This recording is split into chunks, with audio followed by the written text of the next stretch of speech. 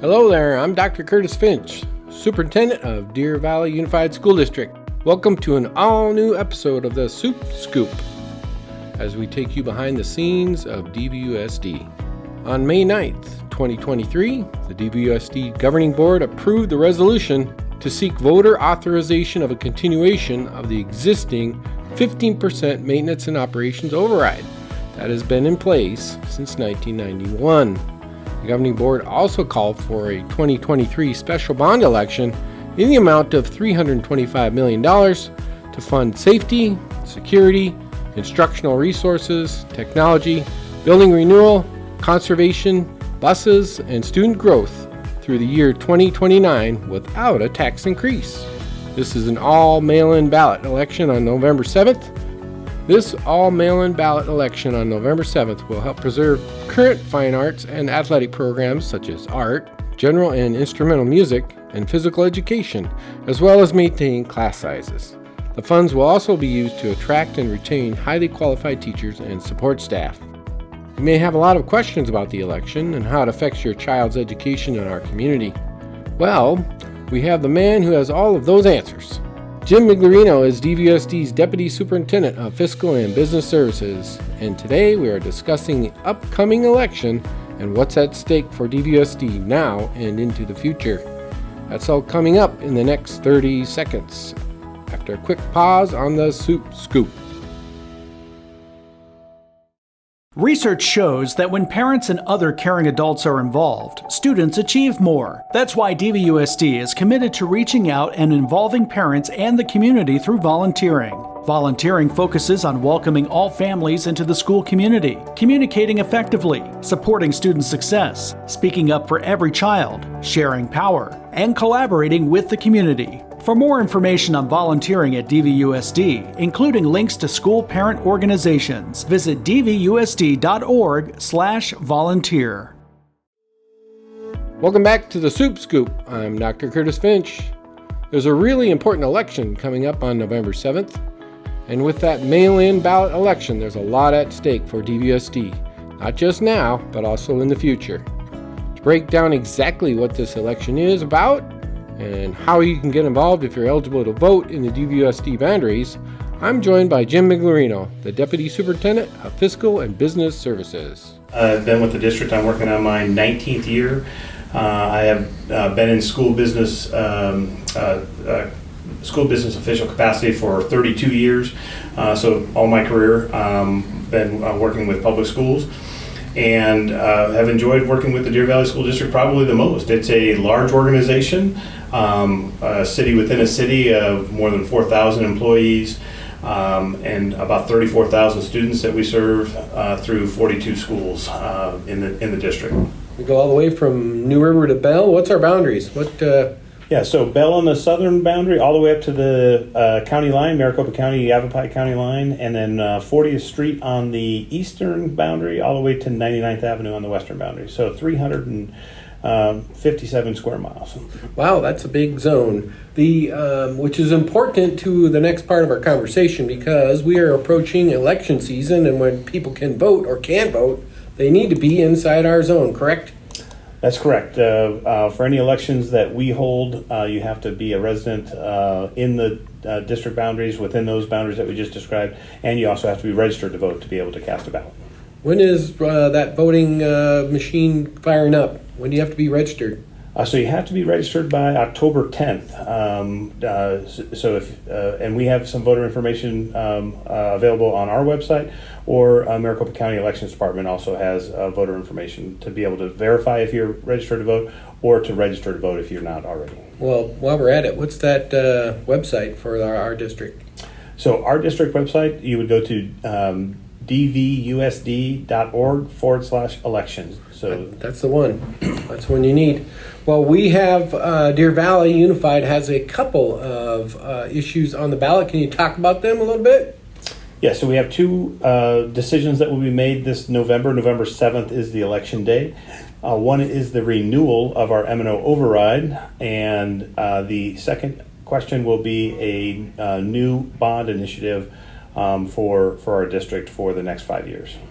This one is going to be a little different than a normal election cycle. What's the difference? The one main difference, and it's not a difference from the last time we had an election, but certainly from what people sometimes recognize as regular elections, is it will be an all mail-in election, meaning that the ballots will be mailed out to everybody that's registered, and then they're expected to be returned via the mail. So there won't be polling places like what's common in other elections. So why are we having a bond and an override at Deer Valley? So the override election is really a continuation of funding that's been in place since 1991. So this is something that's required to be able to provide additional funding for our day-to-day operational needs. And even though the word override has a negative connotation, it really is local support. It's the local support that the community wants to provide for the education system within the community that they live in. And unfortunately, these elections are only valid for 7 years. They're fully funded for 5 years, but so they have to be constantly renewed by the voters because they are paying 100% of the cost of it as well. These dollars come from our property taxes, but these monies are necessary to be able to augment what the state provides in funding for education. So it's been in place since 1991. That's a long time. So what is the impact on Deer Valley if we pulled that? So the total amount that we receive from this funding is just over $33 million.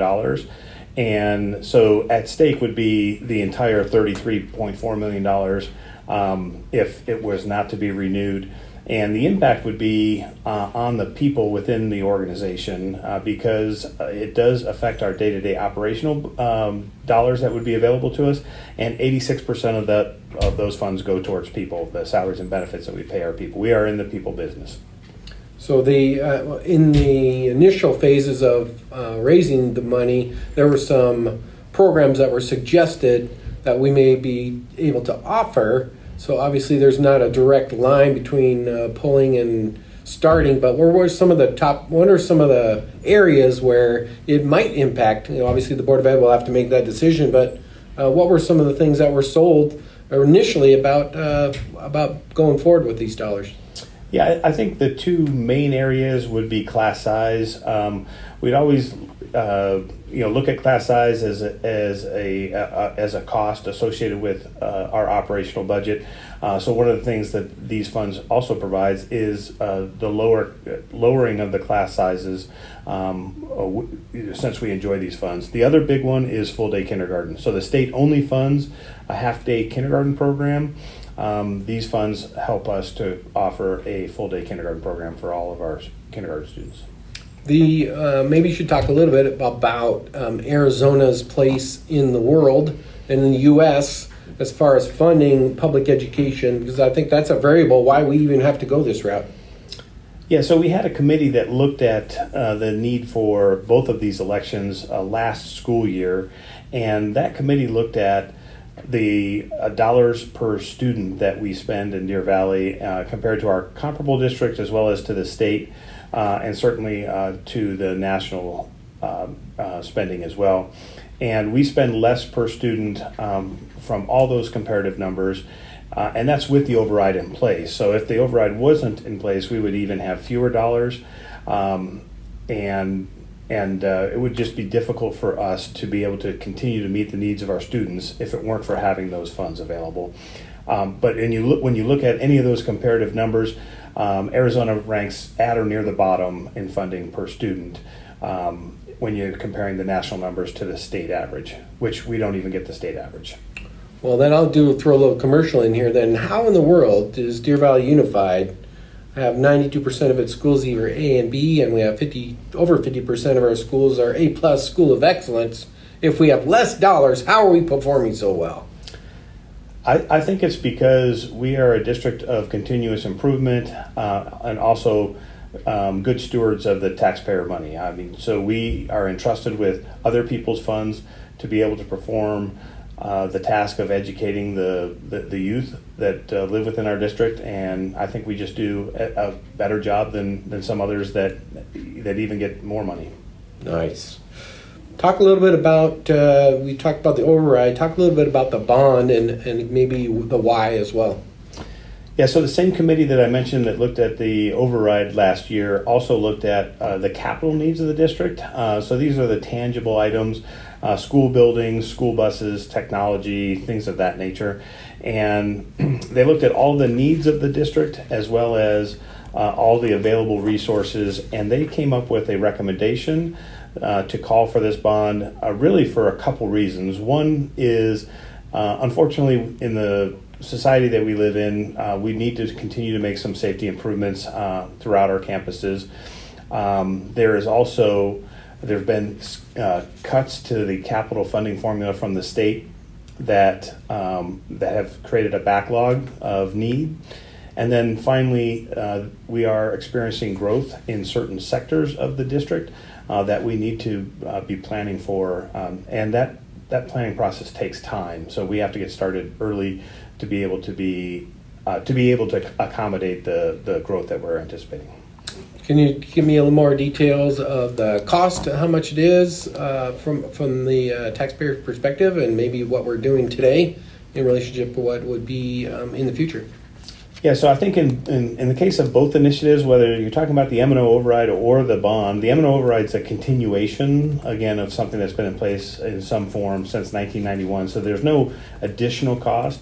And the committee was very cognizant of making sure that the bond also did not create a financial hardship. So we have structured the repayment of that bond to be able to have what I refer to as a level levy. Which really is just saying that we're asking for a constant dollar amount over the duration of the repayment of this. So it will actually mean that we're asking for the same amount of money from the property taxpayers for the duration of the repayment of that $325 million bond. So it should be no additional cost to the property taxpayers. Okay, so it's not anything new that they aren't paying today in both situations. That's correct. Okay. When you talked a little bit about potential growth in the neighborhood, I heard there's a big plant in our neighborhood. Tell me a little bit about that. So TSMC is building a plant up around 303 and I-17, which is at the geographic center of our district.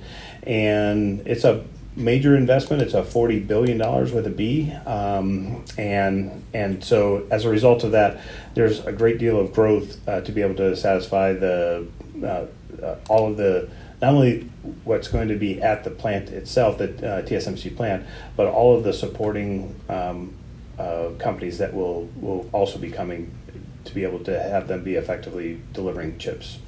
That side of the freeway right now is a bunch of dirt, except for the plant. There's a bunch of cranes there. At one time there was 36 cranes putting that building together. What are you staying in contact with the state to find out when they're going to start developing that other side? Is that in the immediate forecast down the road, or what have you heard? Yeah, so all of the land around and even where the plant was, where the plant is now, was state land owned by the state land department, and so we've been in constant contact with them about what the future is going to look like for all of the rest of the state land that's around the plant. And so we're getting updates from them on a quarterly basis, and we're aware of major developments that are happening that will cause not only more commercial development beyond just what you see with the plant that's being built, but also residential development that's happening in that vicinity. So that there's going to be another town come out of the ground there, and that's going to be pretty exciting. TSMC is obviously a big player. They are Intel's bigger brother, and so that's going to be exciting to see them in the center of our district. So before we sign off here, what do you want the voters in the Deer Valley Unified School District to know about the bond and the override before we head out? I think the one thing I would mention is we have a host of information available on our website at that same website, dvusd.org/election. You can even get a list of all of the projects that are scheduled for any particular campus. We also provide information about how we've spent previous bond dollars. There's a host of information that identifies the stewardship that we take so seriously. But I think more importantly is that we're not asking for an increase, but we are asking to be able to continue to meet the needs of our students, that both of these be considered by the voters this November 7th. Okay, so when does the ballots come out? When is the kind of the timeline? So again, voter registration have to be registered and live within the district to make a decision on these two issues. Voter registration is by October 10th. Just the following week, they will the Maricopa County elections will be mailing out the ballots, and they do ask that they get mailed back within 7 to 10 days of the November 7th election day. If they're not in the mail within that time period, they are asking that those ballots be dropped off at a drop-off location. We are hosting a drop-off location at our district office, which is located at 20402 North 15th Avenue. So essentially 15th Avenue and the 101 freeway. All right, and there'll be other drop places around the city, I'm imagining, in our zone.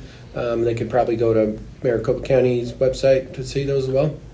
Yeah, I don't know of any other locations, but I think the Be Ballot Ready website would be the location where they could find other locations to be able to drop off their ballot if they don't have it returned in the mail. Okay, sounds good. So once again, if I need to know any more information, I can go to the Deer Valley website /election. That's the key word. You can put it in the search if you don't remember the code, and you can find out all the details are on there, where the money's going, what's it slated for, what we've done in the past.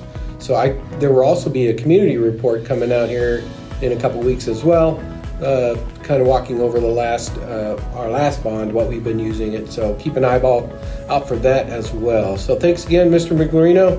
When in doubt, ask Jim. He knows the answers. Thank you. Thank you. There you have it. Visit dvusd.org/election for all the details and FAQs you're looking for with the upcoming bond and override election on November 7th. And don't forget, the deadline to register to vote, get your ballot in on time, is October 9th. If you have any questions or suggestions for a show, topic, or guest, or if you'd like to listen to previous episodes of this program, visit dvusd.org/Supe Scoop. I'm Dr. Curtis Finch. Thanks for joining me, as now you have the inside scoop on DVUSD with the Supe Scoop podcast.